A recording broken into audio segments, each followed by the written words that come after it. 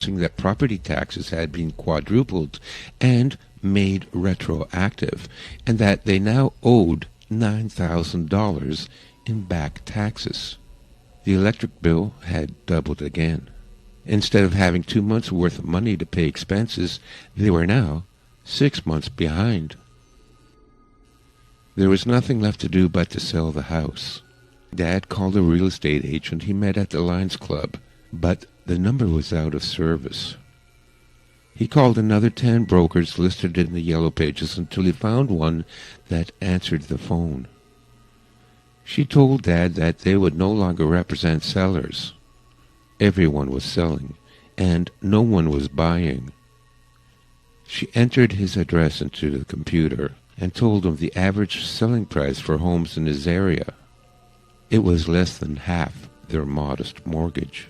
Even if they could find a buyer, they would still owe money.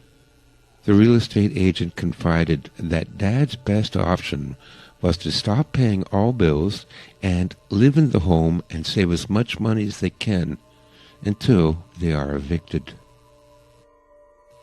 Week 4. The next day the power was cut. So were the gas and the phones. It was fortunate they had a fireplace in the den, and so they brought down their mattresses and blankets, and everyone slept in the den. Dad would stay up late to feed the fire, so they wouldn't all wake up freezing at 4 in the morning. There was no money to buy pet food for Fluffy and Betsy, and both were looking thin. Although an indoor cat, Mom let Fluffy out, in the hopes that her instincts would return and she could hunt for herself. Fluffy never came back. One night the middle daughter developed a chronic cough. Mom's nursing experience told her she was suffering from respiratory bacterial infection. She needed antibiotics, but they would need to visit a clinic first. Thank God they still had health insurance. Dad siphoned the gas from the boat's tank and hoped it would be enough to drive their daughter to the nearest hospital. The hospital was packed. They had to park a mile away, and when they arrived at emergency, there were 200 people there, yelling and screaming at the dozen heavily armed security guards that surrounded the admissions desk. They waited 14 hours to reach reception. They were then told that their health insurance company had increased the deductible to $10,000 and that a doctor's consultation would cost $6,000 cash in advance. No amount of begging and pleading would get their daughter admitted without the upfront payment.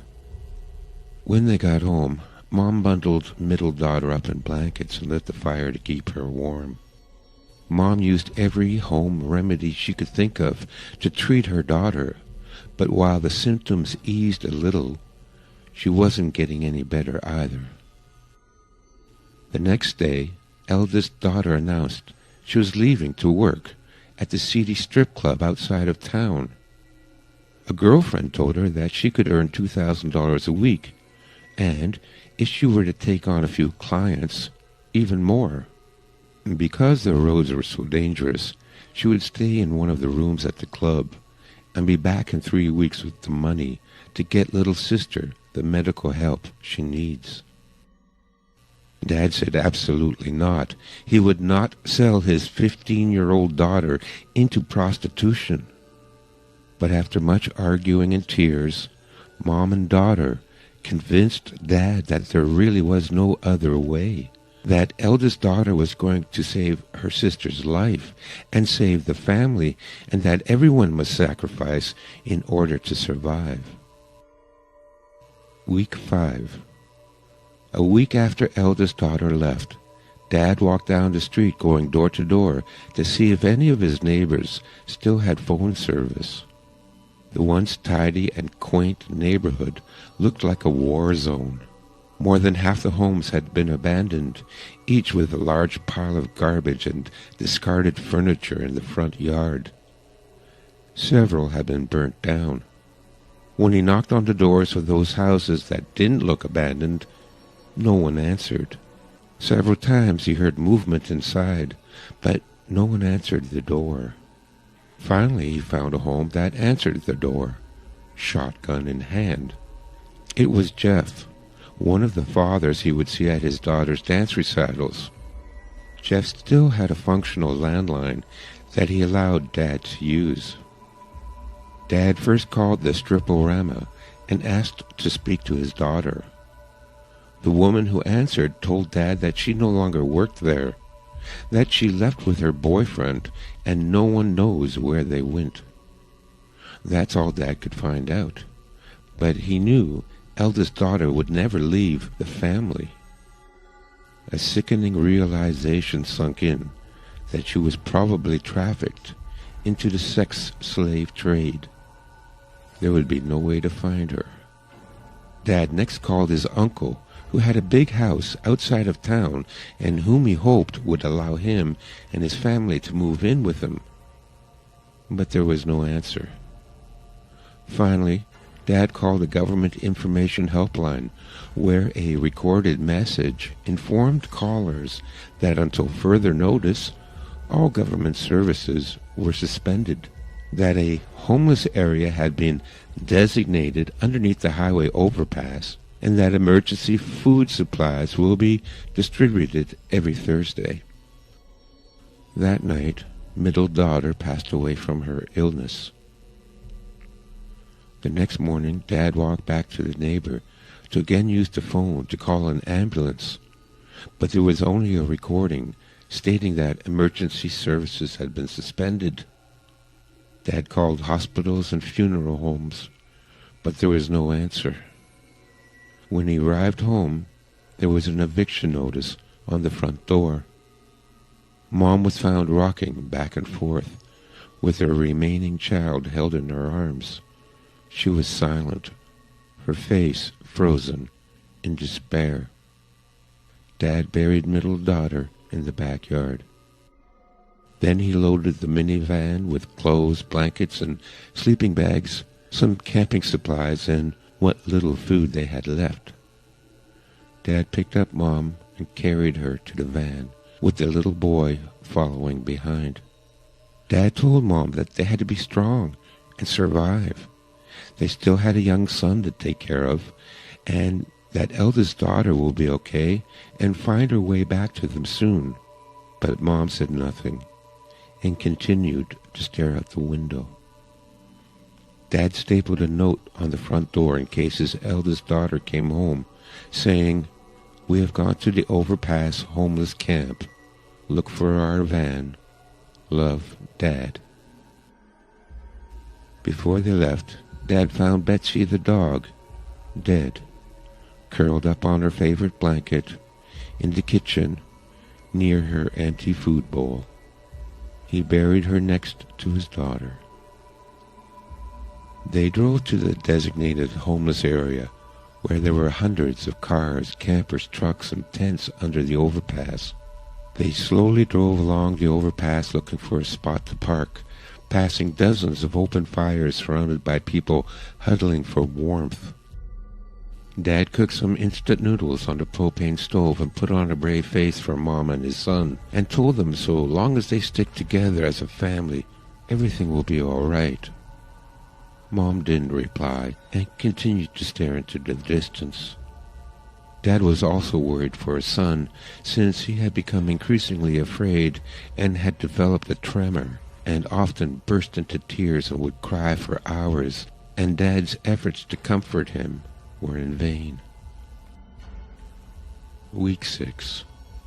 3 days later, the emergency food truck arrived, and Dad was disappointed to discover that his ration pack consisted of 3 packs of instant noodles and 3 hot dogs.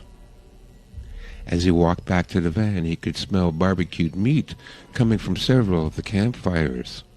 When he went to find out where the meat came from, he was told it was the family dog, or cat, or a pigeon someone had caught. Dad cooked up the noodles and put all 3 hot dogs in the pot, since they hadn't eaten in 2 days. Then he took his Colt 45, and headed into the nearby ravine, determined to shoot a raccoon or a squirrel or maybe a goose. Dad walked through the ravine until dusk without even seeing an animal of any kind. Dad was determined to go out again the next day and find something to kill. When he returned to the van, he discovered that men had come while he was gone and stole his camping equipment and sleeping bags. His son was curled up in a fetal position, hiding under the van. Mom was sitting in the front seat, staring out the window. That night, they put on all the clothes they had and huddled together for warmth in the van. Mom and Dad could not sleep because of the fear, anxiety, and hunger they felt. In the early morning, a gang of armed men came to rob the homeless camp of anything of value. Some of the homeless had firearms and fired shots to defend themselves, but the gang was heavily armed and sprayed the camp indiscriminately with gunfire, killing dozens of people. A stray bullet pierced the side of the van and went through the young boy and Mom, killing both instantly. Clutching the bodies of his wife and son close to him, Dad watched the sun come up and then went to bury his family in the ravine. After he was done, he put the barrel of his Colt 45 to his temple, and his last words before pulling the trigger was, "I am so sorry." And I am sorry, too, to have to write such a depressing story, but it's my last effort to wake people up and warn them about what is coming. I promise part 2 will be hopeful and encouraging. In the meantime, we need to get ready, because once the collapse begins, if you aren't ready, you won't be able to escape. Please support my work by buying a copy of my book, The Art of Urban Survival. It contains most of the information you need to survive this scenario. Also, my 1-year survival calendar. If you can follow the month-by-month instructions for only 6 months, you will be well prepared to deal with the collapse.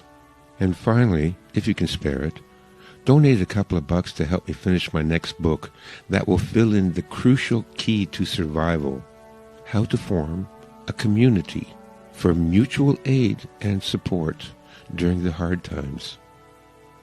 Thank you.